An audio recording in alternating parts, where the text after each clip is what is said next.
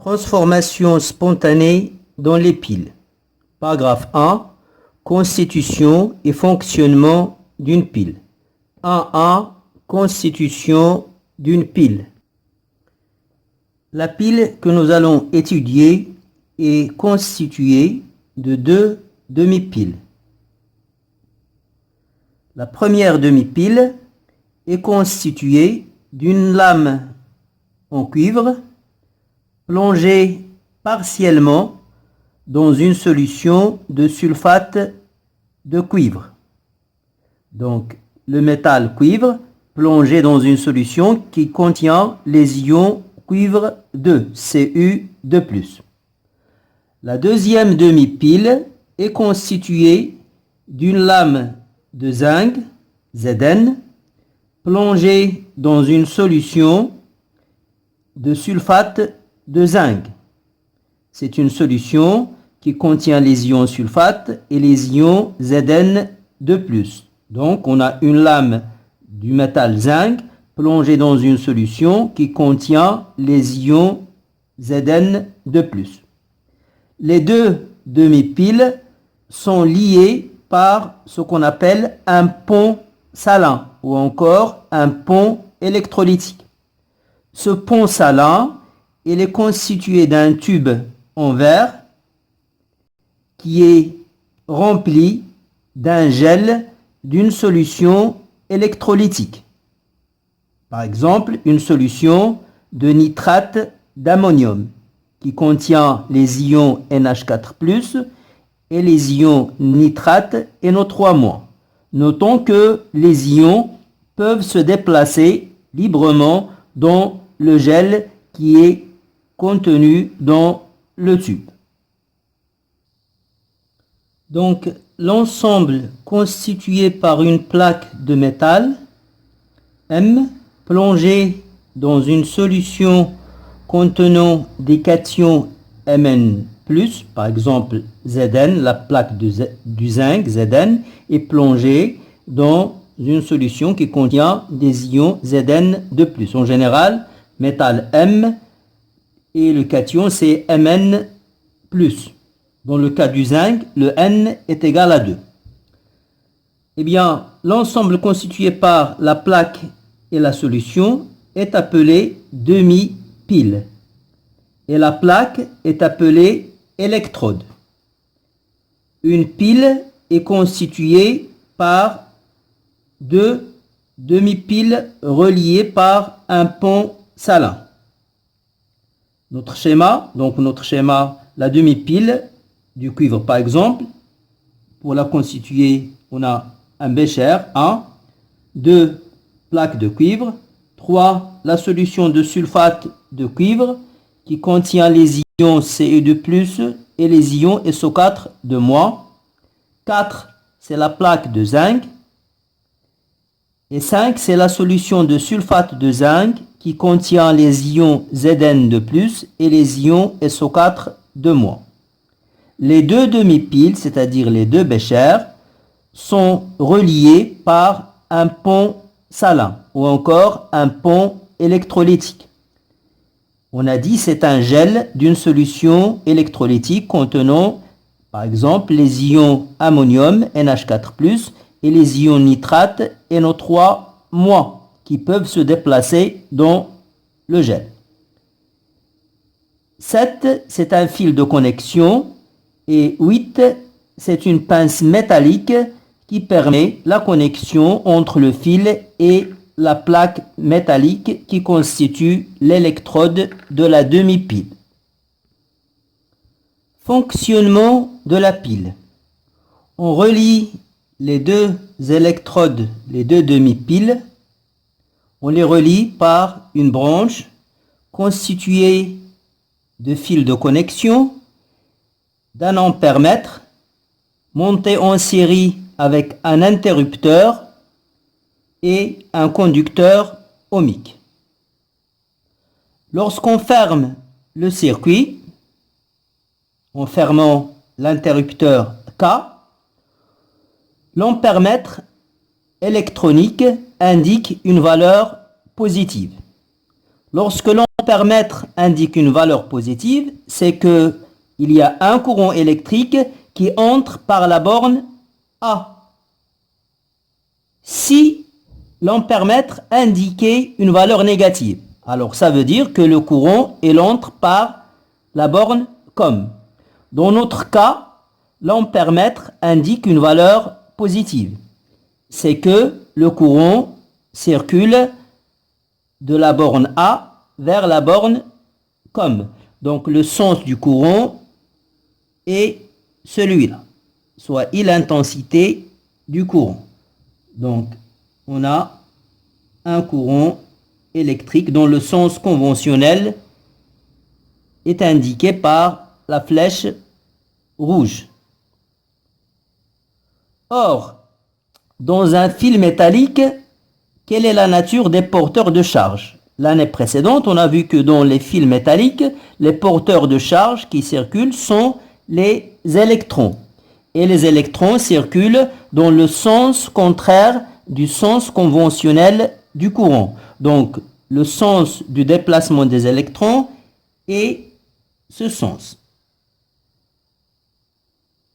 Donc, les électrons quittent la lame de zinc et arrivent sur la lame de cuivre.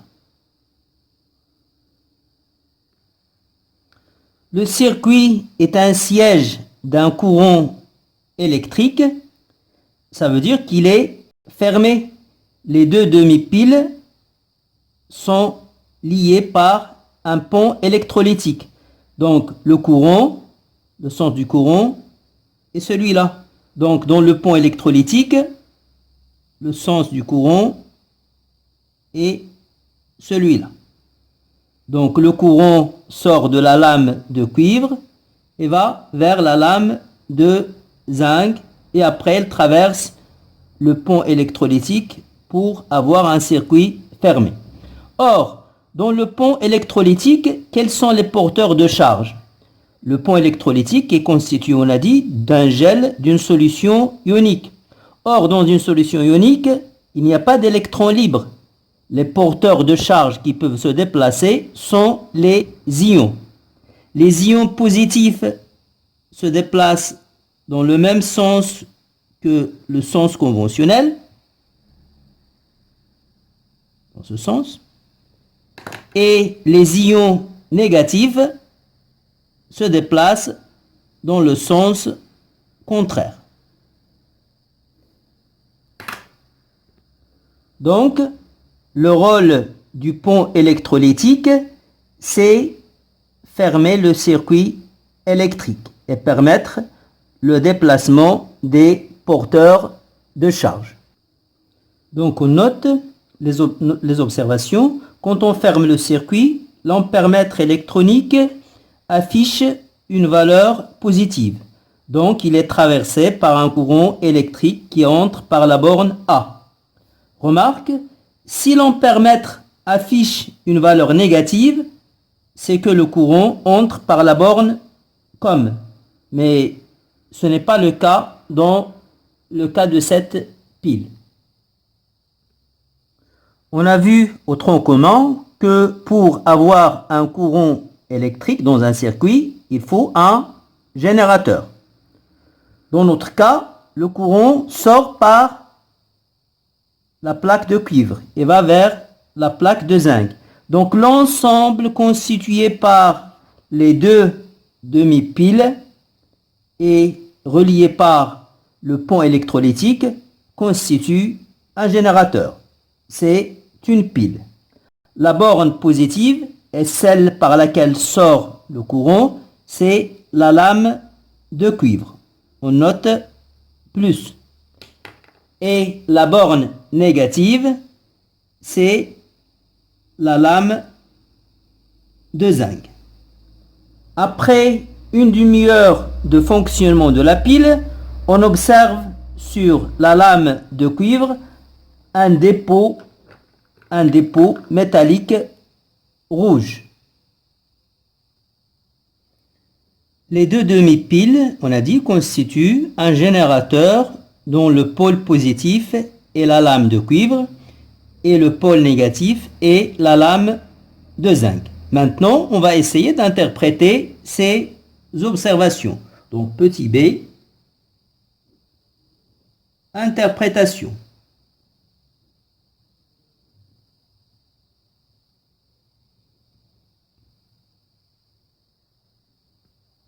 Interprétation. Donc, on a dit après une demi-heure, on observe un dépôt rouge qui se forme sur la partie immergée de la lame de cuivre. Donc, ce dépôt rouge, c'est un dépôt métallique. Donc, c'est quoi son origine? La seule origine possible, c'est les ions métalliques Cu2+, qui sont présents dans la solution. Or, le cuivre, il est formé par des atomes, le cuivre métallique est formé par des atomes de cuivre. Donc, ça veut dire que cet ion Cu2+, s'est transformé en atome de cuivre. Or, pour qu'il se transforme en un atome de cuivre, il a besoin de 2 électrons. Ces électrons, leur source, c'est le circuit extérieur. Les électrons arrivent sur le pôle positif et là, 2 électrons arrivent et ils sont captés par un atome de cuivre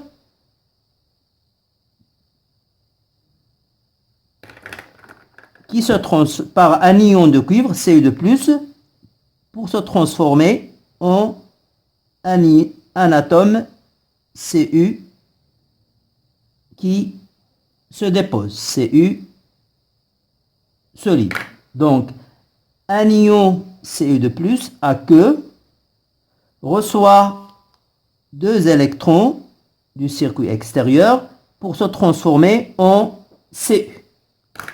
Donc, la transformation est traduite par cette demi-équation Cu de plus 2 électrons donne Cu solide. Donc Cu de plus a gagné des électrons. Or, cette transformation, on l'appelle réduction. Donc, au voisinage de la lame de cuivre, il y a eu réduction des ions Cu2+, pour se transformer en atomes de cuivre qui se déposent sur la lame de cuivre. Maintenant, quelle est la source de ces électrons? Ces électrons arrivent par le circuit extérieur. Ils arrivent par la lame de zinc.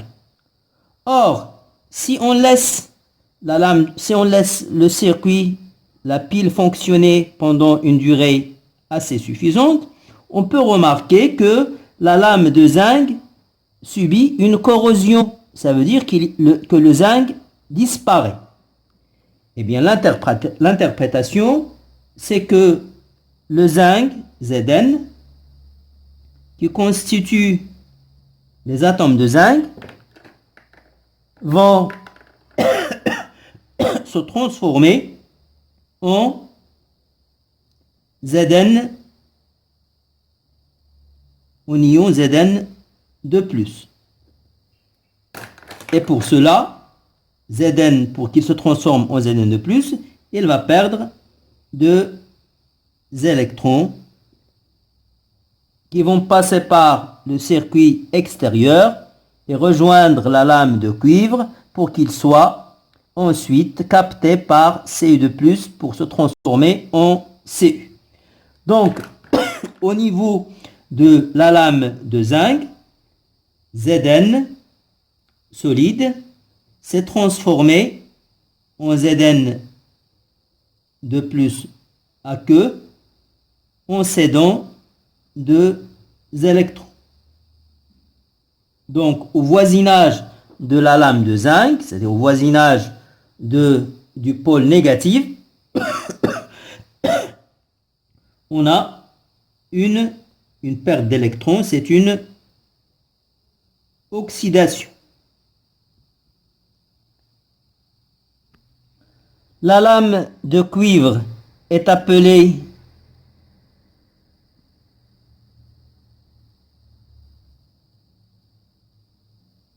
cathode et la lame de zinc est appelée anode. À la cathode, il y a une réduction et à l'anode, il y a une oxydation.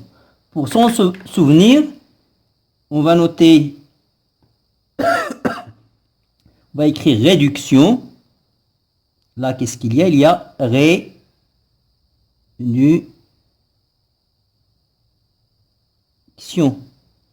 Et là, il y a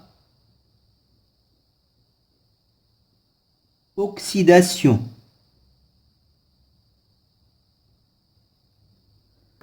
Donc, juste avant le T,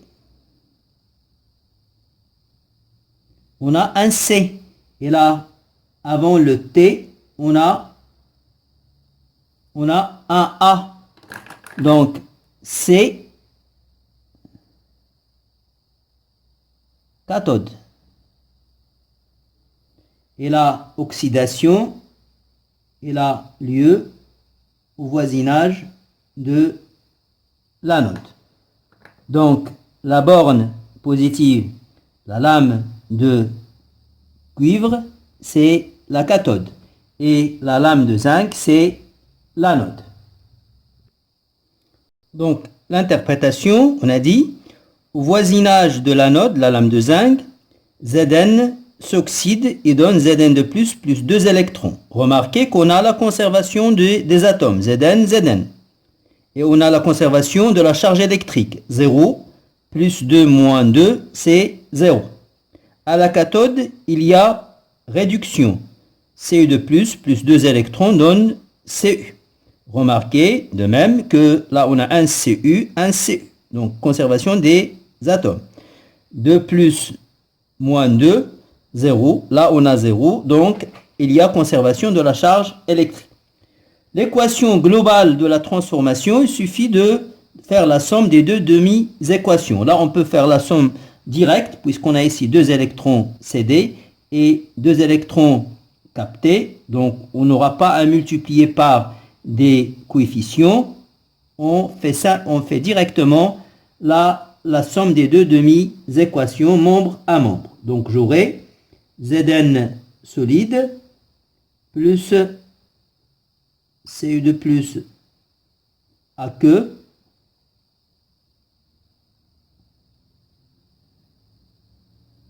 Zn de plus à que plus Cu solide. C'est l'équation globale de la transformation. Une pile est caractérisée par sa force électromotrice. La force électromotrice de la pile, c'est la tension électrique entre la borne positive et la borne négative quand la pile ne débite pas, c'est-à-dire lorsque l'intensité du courant qui la traverse est égale à 0. Cette force électromotrice, on la note E. Elle est exprimée en volts.